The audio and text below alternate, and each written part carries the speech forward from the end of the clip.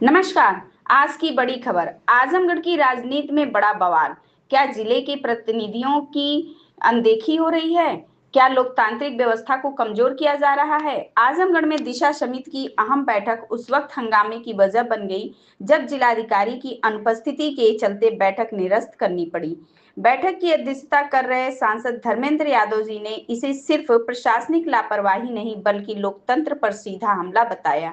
सांसद जी का आरोप है कि यह पहली बार नहीं हुआ। पिछले साल की दिशा समिति की बैठक में जिलाधिकारी मौजूद नहीं थे और इस बार भी वही स्थिति दोहराई गई। धर्मेंद्र यादव जी ने सवाल उठाया कि आखिर ऐसा कौन सा कारण है जिसकी वजह से जिले के सबसे बड़े अधिकारी लगातार इस महत्वपूर्ण बैठक से दूरी बनाए हुए हैं। उन्होंने ये कहा कि दिशा समिति वह मंच है जहां जनता से जुड़े विकास कार्यों, योजनाओं और समस्याओं की समीक्षा होती है। ऐसे में अधिकारियों की गैर मौजूदगी जनप्रतिनिधियों और जनता दोनों के सम्मान पर सवाल खड़े करती है। सांसद ने भाजपा सरकार पर भी निशाना साधते हुए आरोप लगाया कि प्रशासन सरकार के दबाव में काम कर रहा है और विपक्षी जनप्रतिनिधियों को नजरअंदाज किया जा रहा है। साथ ही उन्होंने चेतावनी दी कि समाजवादी पार्टी जनता के अधिकारों और जनप्रतिनिधियों के सम्मान के लिए सड़क से सदन तक संघर्ष जारी रखेगी। अब बड़ा सवाल ये है कि क्या इस मामले की जांच होगी, क्या जिम्मेदार अधिकारियों पर कार्रवाई होगी और क्या अगली बैठकों में प्रशासन की मौजूदगी सुनिश्चित हो पाएगी। फिलहाल आज में यह मुद्दा राजनीति गलियारों में चर्चा का केंद्र बना हुआ है। ये पिछले काफ़ी समय पहले, माने आज से लगभग 10-12 दिन पहले, माननीय जो दिशा के हमारे उपाध्यक्ष हैं आदरणीय दरोगा जी, हमारे सभी सम्मानित विधायक जिले के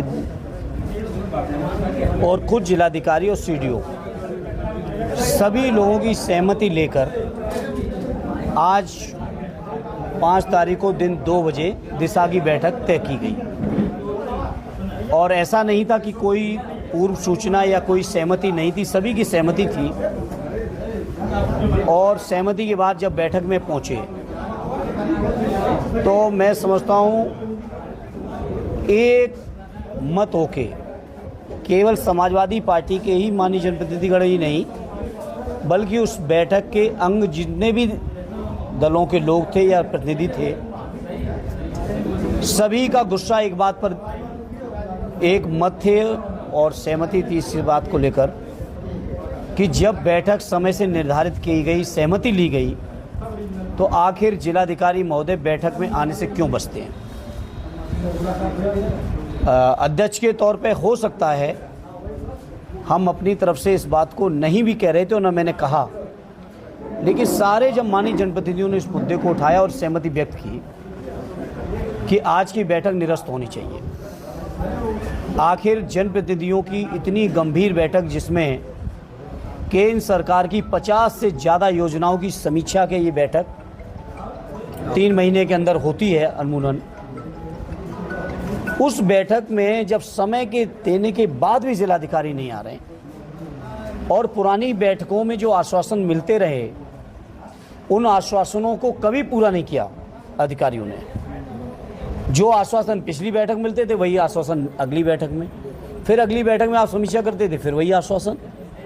तो माननीय जनप्रतिनिधिगण जो जनता के प्रति सीधे जिम्मेदार हैं, जनता के लिए रात दिन मेहनत कर रहे हैं, लोग सबकी असहमति इस बात पे थी कि आखिर इस बैठक को गंभीरता से क्यों नहीं ले रहे हैं। हालांकि मुझे बहुत अनुभव है, इस अनुभव के आधार पर तो जानता ही हूँ कि जो कुछ भी हो रहा है ये कोई जिलाधिकारी या एक व्यक्ति की बात नहीं है, ये बात पूरे सरकार की है और केंद्र और राज्य की जो सरकारें चल रही हैं ये अधिकारियों के माध्यम से जनप्रतिनिधियों का हमेशा अपमान कर रही हैं। केंद्र में भी कर रही हैं, बड़े बड़े मंत्रियों का भी हो रहा है, उत्तर प्रदेश के अंदर भी मंत्रियों के नहीं सुन रहे हैं सर, उनके विभागीय अधिकारी नहीं सुन रहे हैं, आपको सब जानकारी है, जिलों में भी नहीं सुन रहे हैं। लेकिन हम समाजवादी लोग उस स्वभाव और नेचर के नहीं हैं कि अधिकारियों के इशारों पर हमारे जनप्रतिनिधि चलने वाले हैं। और ये आजमगढ़ जनपद, जिस जनपद ने कभी अंग्रेज़ों की गुलामी को नहीं स्वीकार किया, इमरजेंसी को स्वीकार नहीं किया, किसी ने भी तानाशाही की उसको स्वीकार नहीं किया, और ये जनपद समाजवादी जनपद, यहाँ के प्रतिनिधि कैसे स्वीकार कर सकते हैं इस तरह की चीज़ों। ये सारे जनप्रतिनिधियों के सहमति के बाद ये बैठक आज निरस्त करके हम लोग आए हैं। तो सरकार को कहीं ना कहीं खुश करने के लिए अधिकारी इस तरह कदम उठा बिल्कुल कर ही रहे हैं। चापलूसी इसको कर सरकार के खुश करने की नीयत से उनकी चापलूसी में वो क्या पसंद कर रहे हैं। अगर विपक्षी प्रतिनिधियों को जो अधिकारी डिमोलाइज कर रहे हैं उनका विशेष प्रमोशन है तो हम जिलाधिकारी महोदय को शुभकामनाएं देंगे। यहाँ से 2 लोग तो पंचम तल जा चुके हैं, वो भी जल्दी पहुँचे। अच्छा, वो तो अपने आप को बताइए सर नंबर 1 है आजमगढ़ और तमाम ऐसे जो सामाजिक संगठन है वो आरोप लगा रहे हैं कि IAS में फ्रॉड किया जाता है, गलत रिपोर्ट लगाते हैं। अब चूंकि मैंने उसकी ऑडिट नहीं की इसलिए मैं इस बात को नहीं कहूँगा, लेकिन आप पत्रकार साथियों आप इसकी समीक्षा और ऑडिट जरूर करो। एक लेकिन जहाँ नगर नंबर 1 होने का सौभाग्य मिल रहा है तो आखिर जनप्रतिनिधियों से क्यों चेहरा बचाया जा रहा है। और ये ऐसा पहले नहीं हुआ है, पहली बार नहीं हुआ है, कई बार ऐसी बैठकों में हो चुकी है। और मैंने फिर दोहरा रहा हूँ, मेरी कोई लड़ाई जिलाधिकारी से नहीं है। मैं तो जान ही रहा हूँ जिलाधिकारी मुख्यमंत्री को खुश करना चाहते हैं और 2 जिलाधिकारी यहाँ से पंचम तल पहुँचे तो हो सकता है उन्हें रास्ता या सीढ़ी बेहतर दिख रही हो आजमगढ़ की। जिलाधिकारी ने अपने आप को नंबर 1 घोषित करा दिया एक सर्वे के नहीं करा दिया अलग बात है, हमें इन बातों से मतलब नहीं है। हम लोग जनप्रतिनिधि लोग हैं, किस सर्वे ने क्या किया, अगर सर्वे सही है तो अच्छी बात है। सवाल ये है कि जो जनता के मुद्दों को लेकर हम लोग जनप्रतिनिधि लोग, जिसमें हमारे 10 विधायक, 2 सांसद, 3 MLC, आपके 22 प्रमुख, सभी नगर पालिकाओं के चेयरमैन, पंचायतों के चेयरमैन, इतने सारे, और ऐसा नहीं केवल हमारे दल के लोगों, सभी दलों के लोग शामिल हैं उसमें। उनका सामना करने से आखिर क्यों बचते हैं, उनको दिए हुए आश्वासन को आखिर क्यों नहीं पूरा करते हैं। निर्वाचित जनप्रतिनिधियों और अधिकारियों के बीच में इस तरह से टसल रहेगी तो आगे विकास नहीं टसल का अब ये सवाल उनसे जाके पूछिए। भाई मेरी टसल नहीं, मैं तो आज भी कह रहा हूँ मेरे कोई व्यक्तित्व नहीं है।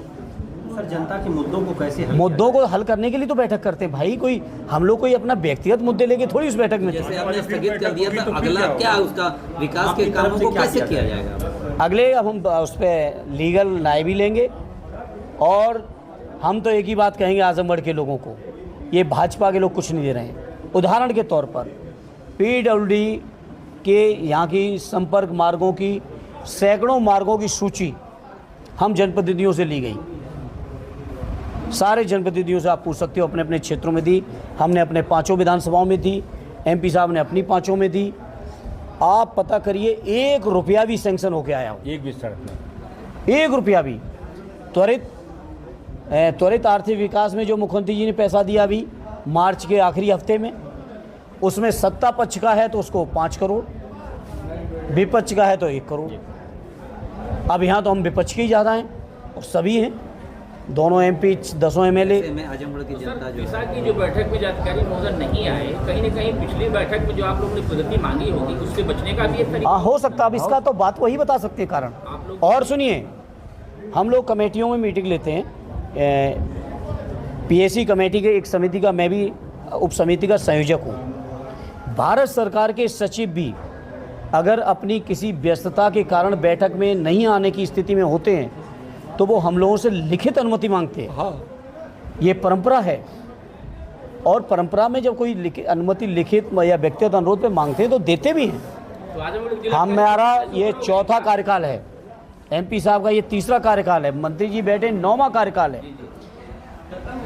आप पूछिए इतने अनुभवी जनप्रतिनिधियों से, शायद कभी ऐसी नौबत आई होगी कि इतनी गंभीर जिले की बैठक को निरस्त करना पड़ा हो, बैठक को निरस्त करना पड़ा हो। सोचो, से ऊपर हो गए जिलाधिकारी। अब वो जाने, उनका काम जाने।